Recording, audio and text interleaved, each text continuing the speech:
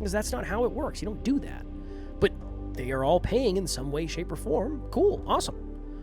Now you can talk about that. So, I don't know. I think the hard thing is you confuse what you see in other people with what you feel about yourself, and it makes you feel like you're supposed to be more like other people, and I don't know if that's really true. Where do you fall on this spectrum? Are you a 10 out of 10 confident in your real life and then have to be warm and loving on social media to compensate? Or are you 10 out of 10 insecure in your real life and you're actually super hyper masculine on social media to try to come off as stronger than you really are? And if nothing else comes from this episode, hopefully some self-awareness will. Next Level Nation, welcome back to another episode of Next Level University, where we help you level up your life, your love, your health, and your wealth. Today, for episode number 1970, the year I was born. And that is not true. Don't confuse arrogance with confidence. So today I was thinking of, what do I want to post on social media? I was like, I want to post a quote. I'm going to post a quote on social media.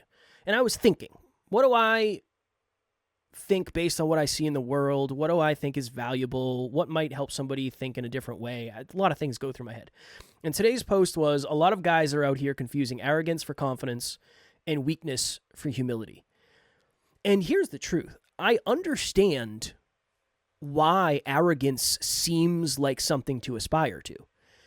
And I think it's the aura of, you can never hurt someone who's arrogant. It almost seems like you're bulletproof. It almost seems like nothing anybody ever says to you could hurt you. But in reality, arrogance is a mask for insecurity behind the scenes. It just doesn't look that way. But I understand why you might aspire to it if you didn't understand the downsides of arrogance. You look super self-assured. You look like you're confident in who you are, you're confident in your character, you're confident in situations. But in the reality of it, any arrogant person I've ever known was wildly insecure, and that's why they had the mask in the first place. They weren't centered. They weren't confident in who they were. And you would never know that unless you saw them behind the scenes, because they're really good at putting on that mask. That's what's gotten them to where they are, and a lot of times. That's what's kept them safe. That's what's built up their credibility, their perception, their relationships. So I thought it would be a cool episode to do because, I don't know, I think I've probably had arrogance in the past. I won't say I never have. But I think confidence is it seems far less sexy because there's like a calmness to it. You're never going to hear somebody who's super confident screaming. Like that's not what somebody super confident doesn't scream. They don't have to. But I think that's like an arrogant thing. But you'd think the person who's screaming is confident when in reality they're really not. So yeah, I thought it'd be a cool episode to do. Here we are. What are your thoughts on all that? Social world, real world. Social world. Giving a speech in front of 100 people. Real world. Brushing your teeth in the morning, wiping the sleepies out of your eyes, looking at your calendar going, how in the fuck am I going to do this today? You wipe sleepies out of your eyes? Yeah. Do you? I actually wipe coconut oil into them. Into your sleepies? No. Oh. No, I've been using coconut oil on my face. I genuinely feel like I've been aging way more than I had hoped, which is interesting because I always felt like I looked too young. Now I'm like, uh-oh. So that's switching quick. Cortisol, stress, start a business, they said. No, but I've been using coconut oil and I'll use it all over my face. And you're not supposed to put it on your eyes, but for me, it just takes so much time to try to get around it and all that. So I'm just like, you know what? Let's just do this thing. And then later on, usually around 7 p.m., it starts to leak. And I'm like, oh, yeah, not great. But anyways, all of us go to the bathroom. All of us wake up tired. All of us have these real world scenarios where we are not dressed well. We are not, like I was in a robe this morning. But that's not the version of me you see, and that's not the version of me you're supposed to see. there's only certain people that get to see that. There's only certain versions. I'm with Emilia. We've been together for 5 years. There's certain parts of Emilia's life that only I get to see. And that's a privilege. That's what makes her my person. And not the whole world is supposed to see all that. So I understand this, and I understand the social world versus the real world, and I'm starting to understand and contemplate it a lot. And one of my clients said, if you look soft on social media, you look so warm. It's all warmth. And you would benefit from coming off a little harder because people think you're soft, especially men. And it's true. I mean, I'm cheesing in every photo. I look like a fucking goon, let's be honest. And that's okay. And you too. I mean, really, you and I aren't trying to look competent and hard and hardcore and with the gym pictures. Yeah, We're posting a lot again, more gym pictures. Yeah, and it's important too. I'm not saying this is right or wrong, but I do think that there's this idea in the world that when you're not smiling, you're more competent, you're more strong. When in reality, that's actually not true. The person who's actually strong isn't concerned about whether or not they look strong. And then they start a business and realize I'm screwed if I don't actually market myself appropriately. Because if you look soft but you're actually hard, the hard people won't come to you. But if you look hard when you're actually soft, now you're in trouble because you're going to get a lot of hate that you can't handle because people think you can handle it, to your point about arrogance. So everything's paradoxical and everything's the iceberg and everything's above and below it. And the social world is above the surface and the real world is below the surface. And I think that all of us have to understand this paradox. And the more confident you've become, the more you look. There's a picture of Kevin online where he's got his face painted as a cat at one of our charity events. And we both have our face painted in one of these. We look very soft. We look very warm. We look very loving, caring, empathetic. It's all good. But we don't look like sickos who never miss. But that's who we are. And so how do you integrate these? And what I've found, the coolest part about coaching over the years, fitness models, friends at one point with a Patriots cheerleader, people that were, one person was a client who was famous in the greater Boston area, millionaires, one billionaire, behind the scenes, front of the scenes. You just learn, okay, some of the softest people I know, and I don't mean soft negatively, some of the most heart-driven, insecure people are trying to portray. I have one person I'm thinking of right now, sweetest person ever, wonderful human being, such a huge fan, sweet, innocent, loving, young. If you look at her social media, dude, I'm not trying to be mean with this. It's like you would think she was this like stoic, I am so badass. And there's this part of me that's like, just cut the shit. Like, you're such a wonderful person. Why isn't that enough? Now, I understand why it's not enough, because when I was tall and lanky, it was harder for me to be warm. And now that I'm bigger and 6'2" and getting fat, I'm kidding. But now that I'm bigger, it's okay to come off more warm. And so the point of this, real confidence is more centered, where you're not overly warm or overly stoic. So the picture that I posted on my story today, my hat's down and I'm not smiling, and it's me in the gym, and I definitely would say it's a more stoic, strong, competent look. And it's a little darker too. I didn't brighten it, any of that. Okay, but then there's also a picture of me and Emilia and her grandma on the beach, and it's all smiles, cheese, and probably 6 chins. I'm joking, but 2 chins for sure. And it's like, that's okay. I'm happy to be both. But I realize that branding, marketing, sales, if you don't have both, you're probably in real life the opposite. Not always, but usually. And so with Kev, I'm just going to share this with everybody, whether he wants me to or not. He's harder in real life than he is on his social media. And there are other men that I coach that are softer in real life than on their social media. And I'm always trying to get Kevin to show his hard, but he's scared to show his heart because if he does, he will turn some people off. And those are the very people he wants to help. And so we all have to understand that real confidence is very different than fake confidence. And we all have to really look at both sides of the iceberg, which is kind of the theme of this chapter for me. Well, one of the interesting things about the whole thing is I think, and I guess we're talking mostly about men in this, but just in general, I think usually people look up to people who it seems like they've done the most amount of external work, not internal work. And I think those are the arrogant people. Not always, but I mean, if you were to really think about somebody, I have people in mind just in social media land, and they're in really good shape, and every other word out of their mouth is they're dropping F-bombs all the time. Like, we swear too, but like it's like part of their thing. Like, I gotta be as intense as possible. And they've worked really hard on themselves externally. They know a ton about business. They know a ton about making money. Awesome, great, cool. But you know they haven't done that much work on themselves. You can tell because you wouldn't be as arrogant as you are. You wouldn't have as many masks as you do. You wouldn't hide behind things as much as you do. But I don't think that seems as sexy. I don't think it seems as sexy to be centered. I don't think it seems as sexy to be quiet. Not in social media land, at least.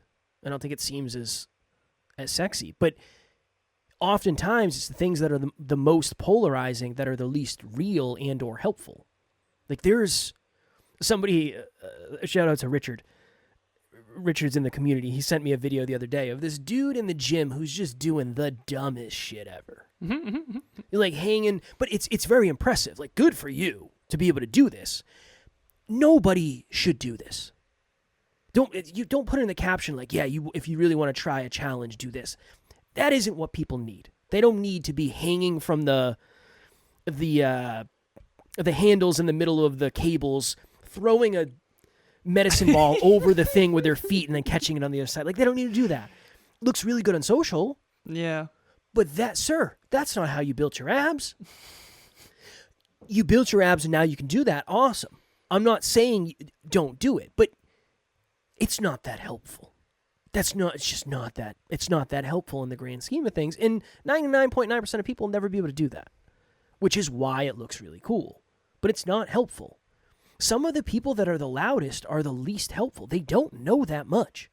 Yeah. They're really good at one thing. Maybe they're good at making money, or they're really good at networking. They're really good at getting around people who maybe are also arrogant and maybe who are also good at making money. And then they end up getting results. And then people think that the way they're doing it is the way I need to be in order to get success. But you don't know what's going on behind the scenes. Oftentimes, these people are not who you think they are behind the scenes. I always think of the opposite way of what you want, probably good. I always think of Christina. Shout out to Christina. She's the COO of our company, Chief Operations Officer, and she's short, and when you're in person with her, she seems, I don't know if mousy is the right term, but just innocent, sweet, and she is, all of those things. It's all true. She's a badass. Yeah. Like, she's a badass. She can do a lot of shit, man. She's hyper competent. Hyper competent. To a detriment where, like, if anything burns down, she's usually the first person we go to. So we're sorry for that. That virtual event, dude, that we did last year, it was wild what she was able to do. And I said, 0 to 10, how confident are you? She said, in this, Alan, this is what I do, 10. And she never says 10. So it's not like someone who says 10 and everything. Yeah. Right? She never says 10. So when she said 10, I'm like, we're going to be fine. Let's worry about in person. But it's just one of those things where it's usually, and then I know some people that are wildly incompetent. Seriously. Like, whoa. That act super competent and like they know everything. And it's really just paradoxical. And I want to share this too. I've been doing a lot of studying of the real world and the social world and just trying to understand it ultimately. And then where I fit in it. That's kind of the whole point. I coached a legitimate supermodel for a time. And when you look at this person's social media, she looks hyper competent and hyper confident. It's all rich areas with all mansions in the background. And I get it. I'm not making this wrong. Okay. I don't even dislike this person. Like, that's not what I'm saying here. It's portraying all strength and very little warmth. And you would think she was living the dream. I mean, you would think her life is magnificent. And I think in some ways it actually is, okay? In some ways. And then, but I know this person behind the scenes, and we talk about her insecurities and her challenges and all this stuff. And that's what coaching is. We have to work on the real stuff. We have to work on beneath the iceberg, not the surface. And I'm very honored to be that person. But then I look at Emilia's social media. And it's just her cheesing and warm as hell. And if anything, she looks like a goofball. And I have this moment where you compare their social medias. Emilia is 1,000 times more confident than this person. It's not close in real life. Let me not exaggerate. 10 times more confident. At least 10. It's probably more like 1,000, but let's call it 10. In real life, behind the scenes, I live with Emilia Smith. She is way more confident than this person. It's not even close. But if you look at Emilia's social media, she comes off as very warm and very loving and it's pets and house and sunshine and adventures and all that. And if you look at this other person's social media, it's all strength and very little warmth. There's very little smiling, and if there is, it's that sort of sexy, stern look. And it's very important for everyone out there watching or listening, myself included, to realize that if someone is portraying hyper-confidence, you're almost guaranteeing they're not. And if someone is portraying hyper-warmth, they might be a badass, and you might not know it. And Emilia could literally take half the people, probably 90% of the people that I know, easily. And she lifts in the gym. You mean Hadouken them? Yes, easily. Hadouken, yep. Yeah. And in the gym, especially when we do pull day, she's so fucking strong. Like, I'm not kidding. There's certain exercises where I don't have to change the weight much. And I'm a 6'2", been working out for a decade now. So it's just wild. But this other person is very skinny and not that strong and not that competent and not that dialed in, quite frankly. And I'm not trying to be mean. But Emilia doesn't miss a trick, ever. But she's coming off warm. And so Emilia is sort of warming it up to make it more palatable for a wider audience. This other person is dialing up hyper-confidence and competence to try to portray confidence that isn't real. And it's just the truth, and I'm not saying that to make anyone wrong. I'm just saying that because it's important for everyone to know that, because Kevin and I, when we were younger, we didn't know that. We really didn't. We had to learn that through just meeting people in real life. Yeah, and being disappointed or surprised. Yeah, disappointed or surprised. Sure. There's been some people that I've gotten closer to that I was actually more and more pleasantly surprised. That number is small in terms of people I looked up to. I'll say that. But when it comes to clients, I've been so surprised in so many positive ways when it comes to working closely with people. What can you share? Podcasters. Podcasters are here to perform, and there is an aspect of performance. There has to be. You're here to add value. You're here to talk to a specific listener. You're here to represent your brand. You're here to grow your business. Yeah, there has to be some level of entertainment. Why else would you listen if it wasn't? And Kevin and I are trying to make this show more like you're on the train with us, and we're trying to figure out who we are while you figure out who you are. And that's very unique. But as someone who works with 67 podcasters right now, what have you noticed between the front and the behind the scenes? Because you get to see both. Man. And this isn't to pick on anyone. This is just to illuminate for everyone the truth of everything. Honestly, I think one of the most common things I've seen, especially with coaches, is they almost kind of have to come across as arrogant because they're not confident. Because they don't have any clients and they've never gotten clients. So it's like it's a different energy. Because you don't know how to be yet. What do you say? I really want to coach, but I don't feel like I'm good enough yet, and I don't know if I would really charge anybody and anybody would ever pay. I mean, that's what we did in the beginning. And like, that would do it for free. Makes sense. And it worked really well. It worked, and there's something to be said for the other side of that coin. Yeah. Which is, how hard was it for us to just kind of own that? Right? I mean, would you advise us to do that again? Yes. The free, yes, but... Yeah, 100%. I would say own whatever it is. if I could go back and talk to us, Kev, I would say, Kev, you are dialed in compared to most people. Like, you need to own that more. However, don't pretend you're some world-class multimillionaire. Well, in fairness, I mean, when you and I started coaching, we had been doing self-improvement every day for years. So it's not like we were faking it. I mean, I was tracking habits. We had done hundreds of podcast episodes, right? Like, read a bunch of books. So I would say, what I always used to say in the beginning is, you don't have to be a level 10 to start coaching. You just have to be 1 or 2 levels ahead of the person you're trying to help. Mm-hmm. And that's where I felt like I started. It was like, do I have the answers to all of your questions? Absolutely not. And please do not think I do. But if you want to be more consistent, if you need extra accountability, you want to reverse engineer some stuff, very small things, right? We're not going to be building any massive buildings here, but you want to reverse engineer, how to study for this test that you're going to take, I can help you with that type of stuff. But I still would say the same thing. I tell this to people all the time. Here's the thing. I know you're not confident when it comes to doing what you say you're going to do. Why don't we just eliminate all the things that make us bring our ego up? You're not going to charge money for this because you don't think you're confident. Do it for free and get some reps in. And then when you start talking about, I was talking to a client the other day, that's real. It's not manufactured. That is actual facts. You were talking to a client the other day. Do I tell you, okay, we have 67 clients, and here, let me go through the list of how much each person charges or how much each person pays? No, because that's not how it works. You don't do that. But they are all paying in some way, shape, or form. Cool. Awesome. Now you can talk about that. So, I don't know. I think the hard thing is you confuse what you see in other people with what you feel about yourself, and it makes you feel like you're supposed to be more like other people, and I don't know if that's really true. The very first episode we did... Ever, Kev had me on the Hyperconscious podcast. Change the way you think. Yes. Change the way you act. Yes. Change the way you fucking live. Yes. Also, son. Yes. And he opened it with, welcome to the mother effing Hyperconscious podcast. That was the second time you were on. It was? Yeah, that was at... No. That was the very first one that I was on. I thought that was the second one. At Rachel's. Yes, Rachel. That was the first one. The first one was...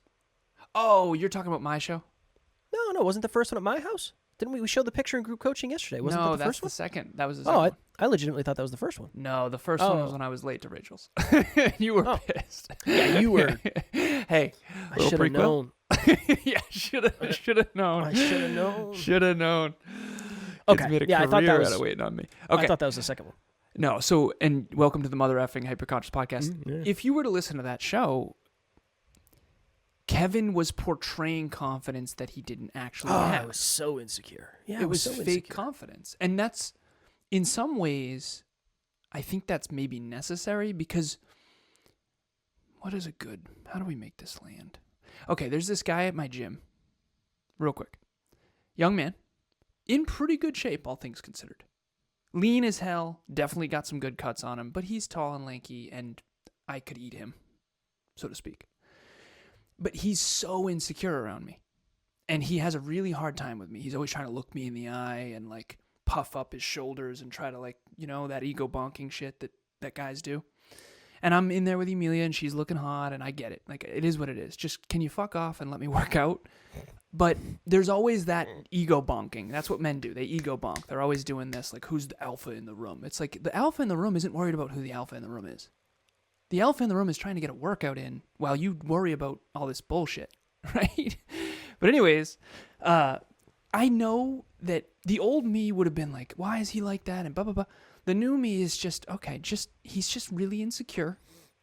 And he's just, deep down, he probably looks up to you, but he can't give you that. And he wants to be more jacked, and he feels frail and insecure. And quite frankly, my girlfriend's twice as strong as he is, so I get it.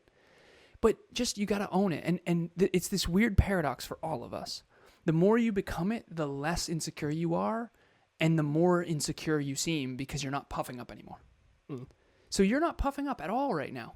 The very first Kev, imagine Kevin at 26 years old having this interview with me now. That other Kevin would be so wildly insecure. And he would have to knock me down and interrupt me in order to feel bigger. And that is just part of human nature. Just like when I was tall and lanky on the basketball court, I had to pretend to be more confident than I probably was. And then when you actually become someone who really is confident internally, you don't have to puff up externally. And so it's the turtle and the puffer, and then the turtle puff is what we call it when you're like kind of dancing between the two. And so I think Christina is actually amazing, and she used to turtle up because she didn't want to get bullied and didn't want to outshine anyone.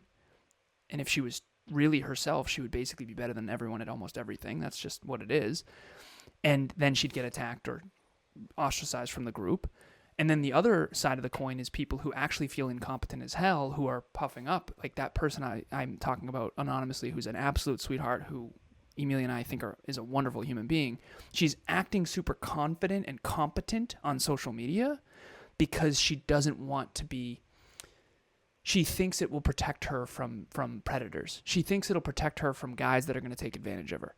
She thinks it'll protect her, when in reality, she's actually attracting the guys who want to dominate her. Mm. It's almost like everything we really want is on the other side of facing our own internal stuff. You think arrogance is ever good? Because when you started down that, I thought that's where you were going to go, and I wasn't going to interrupt, but I had a thought. Let's say Taryn and I are in the woods, and there's a bear. I gotta be arrogant to think that there's any piece of me that can do anything to that bear to save my wife. But you need to make the bear think that you would. Well, yeah, but let's say it's like, all right, babe, start running. I'm going to square off with him. There's no part of me that thinks I'm going to win.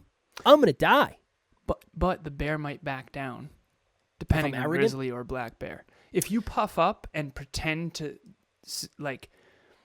Well, and that's what this ultimately is. Yeah, if you were to get yourself bigger and like widen your shoulders and then, because I've actually thought about this with the black bear thing. If it's a black bear, you're supposed to fight back. If it's a grizzly bear, you're supposed to lie down. Yeah, lie down. If it's a polar bear, you're fucking dead.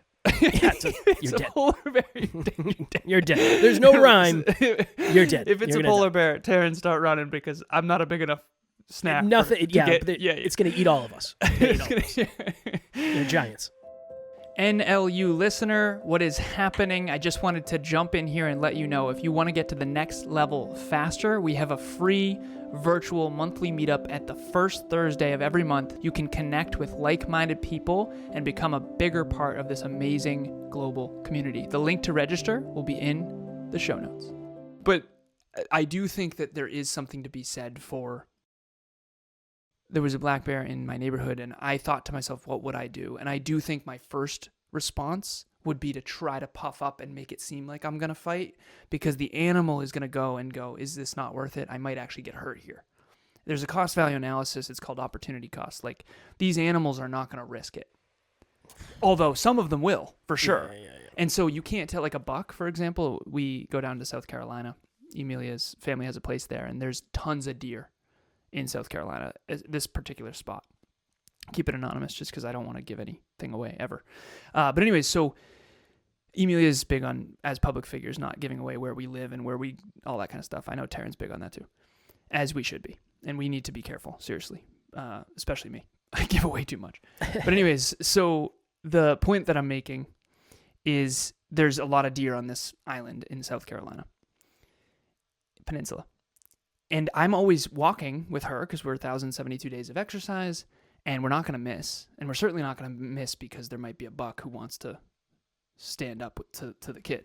Mm. And I would not, that would not be good, right? No, it would ultimately be, but here's what I would try. I would try to make myself bigger so it would say, you know what, not worth it. Now, maybe that would actually make him want, it's like a challenge. Mm-mm. The buck is now challenged, and now it's the alpha to see who gets the female type of thing. And I think that's ultimately what everybody's doing. In the social world, I don't mean to come off condescending, but one thing that I've learned as I've gotten more and more mature is that a lot of human beings are just really immature and primitive. And what I mean, and myself included in the past, it's kind of like, who's the alpha on this basketball court? and who's going to get the hottest girl, and all that is just fucking stupid. It's just really dumb. But unfortunately, we're all primitive, and we are animals, and we still are letting those things run us. And so I do think arrogance can be useful in very, very, very unique circumstances. Well, maybe that for Next Level Live 2026, I'm going to box a grizzly bear in a humane way. And it wouldn't matter because there would be nothing. I would get mauled, so I don't think I could do anything to hurt Gary the grizzly. But can I ask you this? You were small and short. Yes, I'm still short, still to this day. When you're around large men, did you ever get insecure and like puff up? I think my natural tendency is to just be quiet because I don't want to puff up. And this is the thing too, like, as arrogant as this sounds, like there's not a lot of men that I'm afraid are gonna beat me up. Like I'm not really. I've trained. Do you think that's why you trained? So that you didn't have to puff up? No, I trained because I wanted to fight professionally, and that's where it all started. I think that's why I started lifting. Came from wanting to be able to protect yourself if you had to, because ultimately that's one of the things that is so hard to understand is if Kev knows how to fight and he's trained and he's actually confident in his ability to fight, he doesn't have to puff up. I have a different relationship with it because I was never bullied really for my size. I was never picked on. So no, it wasn't. What about your cousin who knocked you out with a chair? I could have beat the shit out of him if I wanted to. I just didn't. I kind of liked it. I mean, I wanted to be a professional wrestler and I wanted to be a stuntman for a while. Like there was always a piece of me that was like, I want to see how much of a beating I can take. Like that's a weird thing. I understand that's not, but like I kind of like that. I don't know how to explain it. I like seeing. We used to ride our scooters down the hill and we would build like this.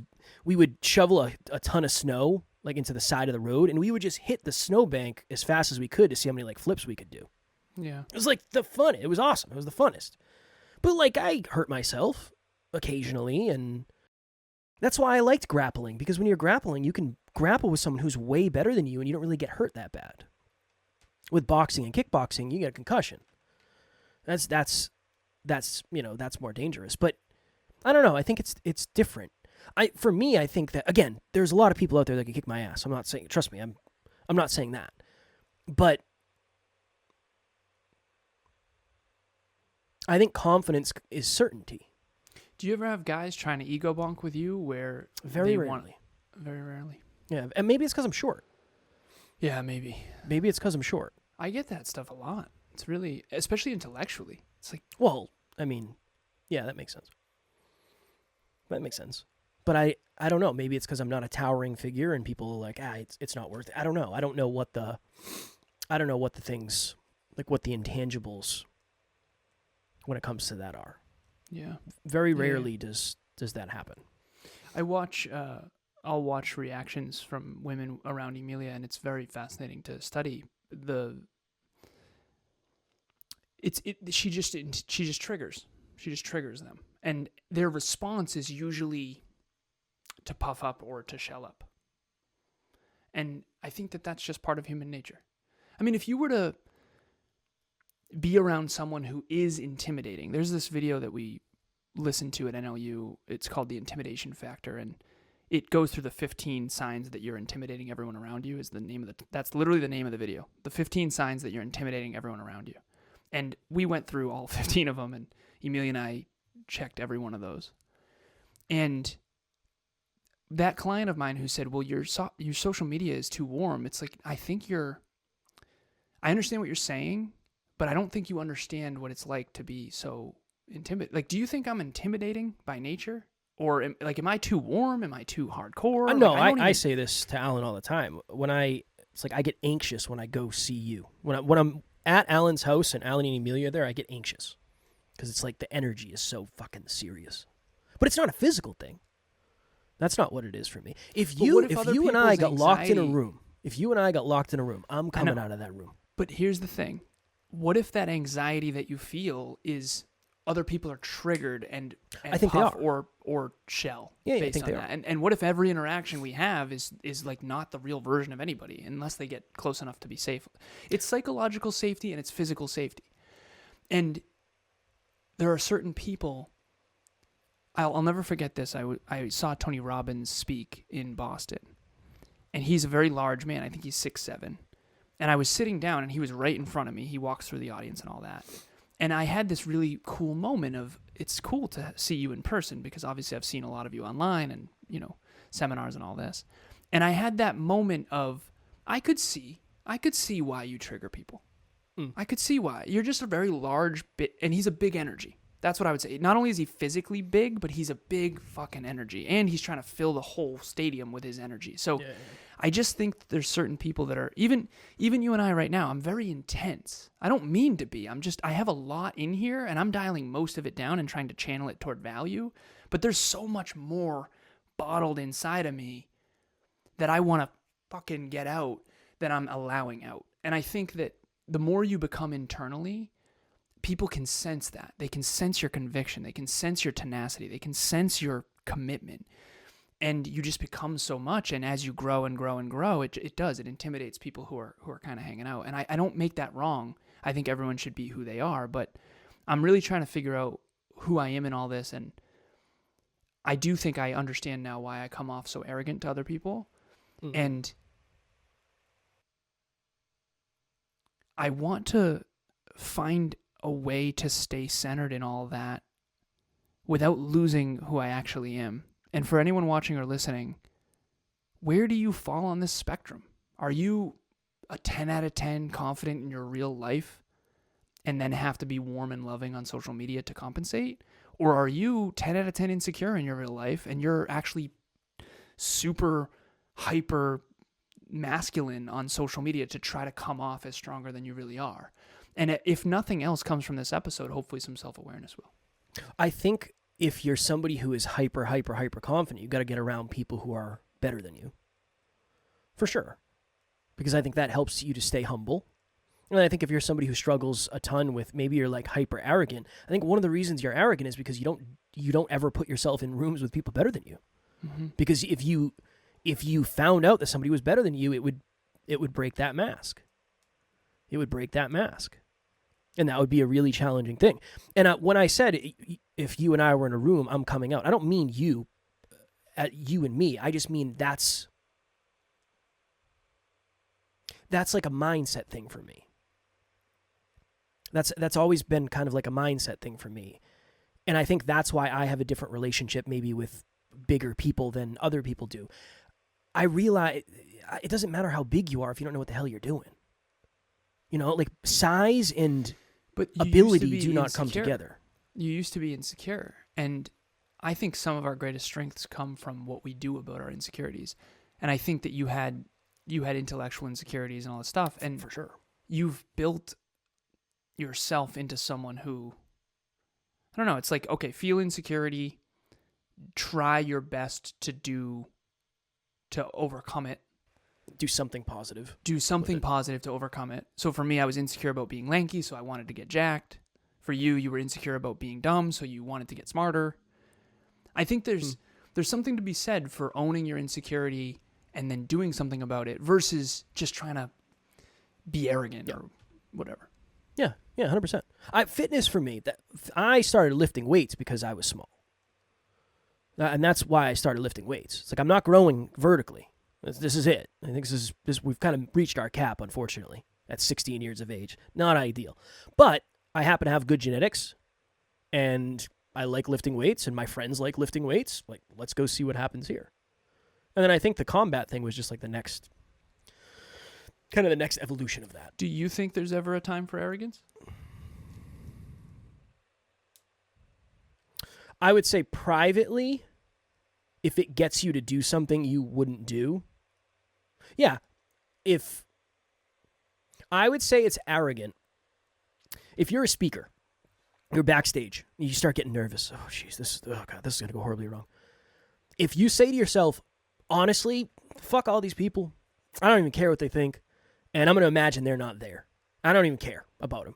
I think that's a little bit arrogant. I mean, you're there to speak to them. But if that gets you out on stage and you actually do the thing and you add value, and then after you're like, shit, I can't pump myself up that way next time. I got to figure out a better way than that. I would say that's constructive. Yeah, I would say that. But it's personal, it's private, and it doesn't get on anybody else. I think that's when arrogance is really dangerous, is when it... Look, if you want to be arrogant, you go be arrogant. And your life is not going to be that good. Behind the scenes, it's not going to be that good. Can you go into why? I agree. Because you're not going to take action. You're going to assume you're better than everybody, even though you don't do anything. You are going to attract people that just aren't positive. You're going to attract people who are probably arrogant and or victims, unfortunately, of arrogance. You're probably not going to have that many deep relationships that are actually meaningful. And you're not going to be fulfilled. You might be successful externally. It's arrogance and money, unfortunately, I think come together pretty quickly and pretty nicely because you're just delusional. But fulfillment, you're not going to be fulfilled if you're arrogant because it's not real. You're not living. I think part of fulfillment is like getting to know the root of who you are, the essence, as you've been saying, the essence of who you are. If you're arrogant, you probably haven't done the work yet. You probably haven't done that much work. Just like if you're insecure, maybe you are doing the work, but there's more work to be done. Right? So I would much rather be insecure than arrogant because I think it's easier to build confidence than it is to build humility. I think. I don't know. Maybe that's a me thing. It's easy for me to say because I came from hyper insecurity. If anyone wants to know the recipe for building humility, it's set impossible goals and repeatedly bludgeon yourself. Yeah, just bludgeon yourself with the reality.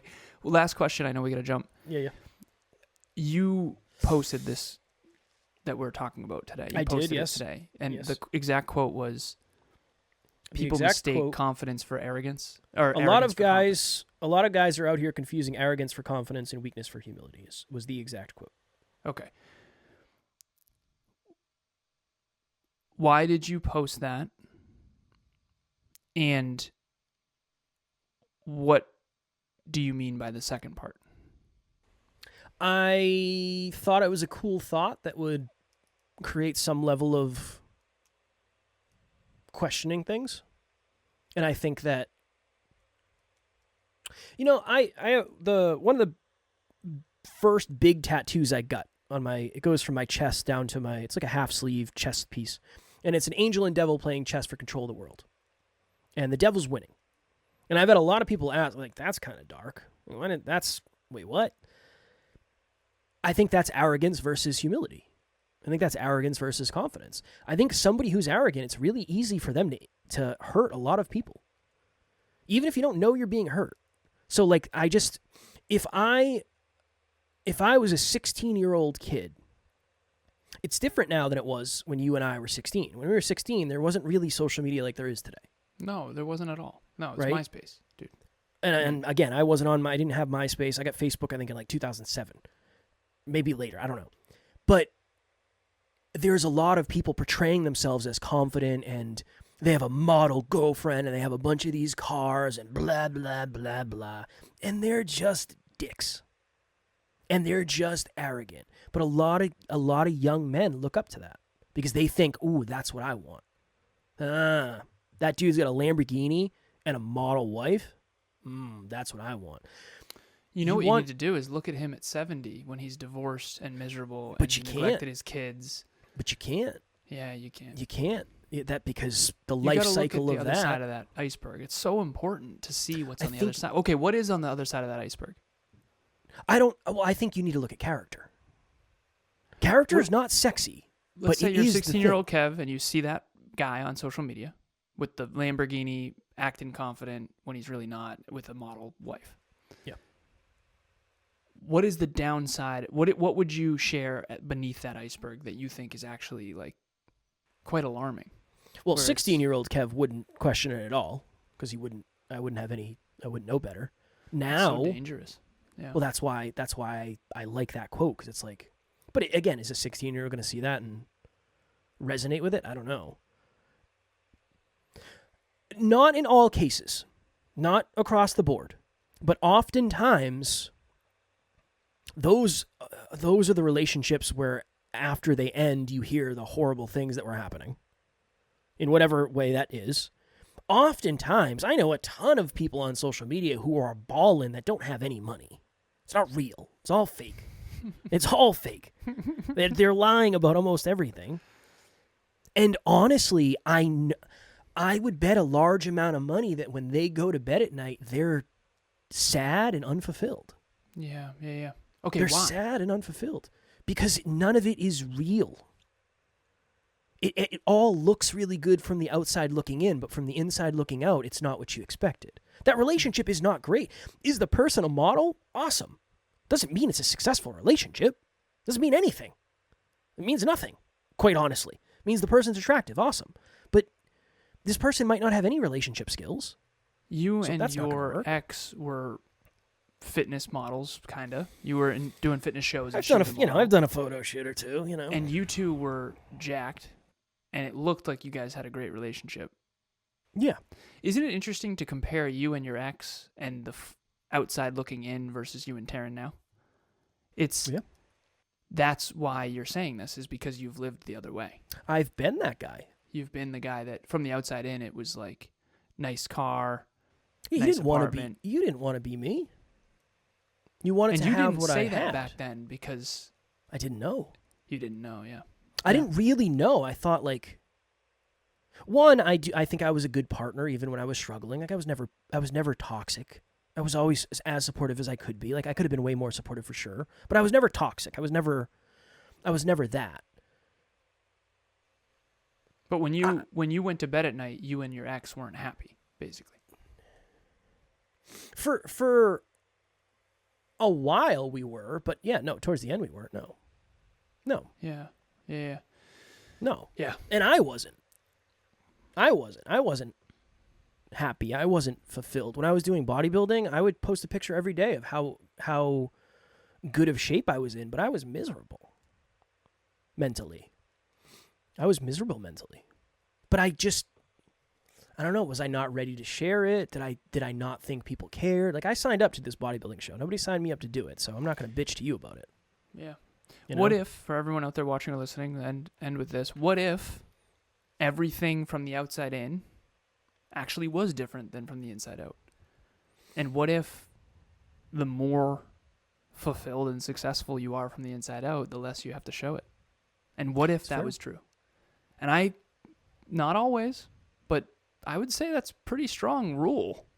That's what I use. It's really, I've been on yachts. I've been in mansions. I'm not going to lie. I look at it different now. I would still like a yacht. Yeah. I'm not saying anything's wrong with that. I'm saying there's more underneath this iceberg. Yeah. There's one couple I'm thinking of anonymously. They have the hundreds of thousands of dollars worth of cars. They high rise. It took 3 gates to get to their place. Their marriage isn't happy. I know they're not. He's wine drunk every night. And it looks awesome from the outside in. It does. But I know that I know. There's no way. I know for a fact it's not. And it's important to know that. I'm not saying not to strive for a mansion. I'm not saying not to strive for your goals and dreams. I'm saying these people that you look up to, if I'm saying nothing else, work on the inside and the outside. That's it.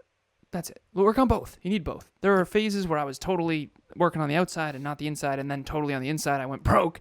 You need both. You need to work on both. You got to. You got to. Yeah. If you take nothing else from what I said, we are going to start a fund so we can get to the grizzly bear for Next Level Live 2026. Everyone selling tickets. Kevin fights a grizzly bear for $1,000. We'll donate to your favorite charity. We love animals. We would never do such a thing. I literally, when Tara and I watch a show together or a movie together, and there's an animal that comes on screen, I grab the clicker in case I think something's going to happen. We always fast forward. Tara can't have it. Cannot do it. There's a website for anybody out there. I think the website's called doesthedogdie.com, and it tells you in all the TV shows and movies whether or not animals get hurt. So send that out to you if you like animals like we do here over at NLU. Yeah, You dig? it's tough with the Emilia had horses growing up and the war scenes in movies with all the horses. Yeah, man. Yeah, it's tough. F that noise. Agreed. F that noise. Get those animals out of there. CGI that shit, even though it's terrible. But Avatar, none of that was real. Some of it, but most of that wasn't real. That movie did great. CGI that shit. Figure it out. Cool, man. Imagine you're like in a horse movie. Like, we need a tall blonde so we can like ride him. Alan, get him. Like, all right, they're gonna ride you. Just go run through that field there, and then fall over. $50? Yeah, 50. I'll do it 50. The best we can do is 18. Fuck, I'll take it. I'll take 18. I appreciate it. I appreciate the opportunity. I'm just grateful to be here. All right, Next Level Nation, we have our live event, virtual, Next Level Live 2025. There will be no fighting of bears here or at Next Level Live 2026. Obviously, I'm joking. But it's fully virtual. It's going to be from, I believe, 10 a.m. Eastern Standard Time to 4 p.m. or 4:30 p.m. Eastern Standard Time. So it's going to be a full day. Alan and I, virtually, we're renting a nice little conference room. We're going to be live streaming on Zoom, and we're going to try to bring our best stuff. We've had the opportunity and the privilege to learn a lot over the last, coming up on 8 years, which has been amazing. But this is a really good opportunity for somebody who, you have a family and you can't travel. It just doesn't make sense to travel. Or you want to consume self-improvement stuff from your pajamas or whatever it is.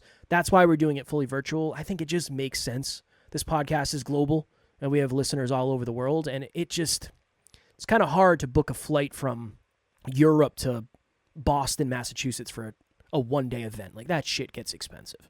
So it's going to be $47. You'll have access to the live stream. It's all going to be done on Zoom, and you will also have access to the replay. So we're going to record it, we'll package it nicely, and there'll be a replay for you too with your ticket. If you're listening to this on the day it launched, that means it's Thursday, February 6th, tonight at 5 p.m. Register. The link will be in the show notes. Totally free. Monthly meetup. 38th one. That means we've been doing this for 3 years and 2 months. This stuff compounds. How to uncover, define, and live your most important core values. One of the biggest mistakes that I made growing up is I was very, very, very, very, very, very, very clear on my goals.